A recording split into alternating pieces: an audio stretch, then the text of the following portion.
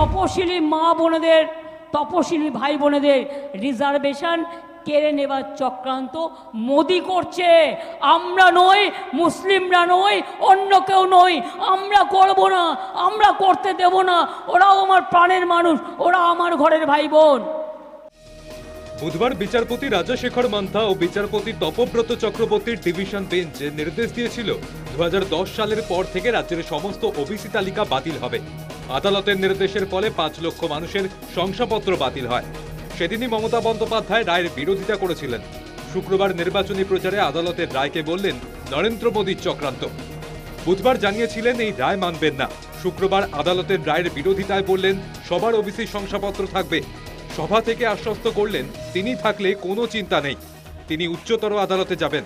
এক্ষেত্রে সুপ্রিম কোর্টের কথাই বোঝাতে চেয়েছেন মমতা, মনে করছে আইনি মহল। একটা রায় হলো, সেই রায়কে আমি মানি না। 15 লক্ষ ওবিসি সার্টিফিকেট নাকি বাতিল করতে হবে। কত কষ্ট করে একটা সার্টিফিকেট হয়, ওটা চলবে। এখন চিন্তা করবেন না, ওটা চলবে। আমরা উচ্চ আদালতে যাব। আর আমি যতদিন আছি, আমি আপনাদের বলে রাখি, মানুষকে জাস্টিস দিয়ে ছাড়বো।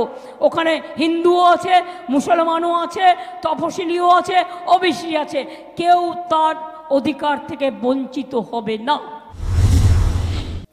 রায় দিতে গিয়ে আদালত নির্দিষ্ট করে জানিয়েছিল নির্দিষ্ট সমীক্ষা নিয়ম মোতাবেক শুনানি ছাড়াই 2010 সালের পর থেকে ওবিসি তালিকায় 79টি জাতিকে অনগ্রসর তালিকায় অন্তর্ভুক্ত করা হয়েছিল। শুক্রবার নির্বাচনী প্রচারে মমতা বন্দ্যোপাধ্যায় সেসব কারণের উল্লেখ করলেন না, বললেন মোদির কারণেই বাতিল হয়েছে ওবিসি তালিকা। News time.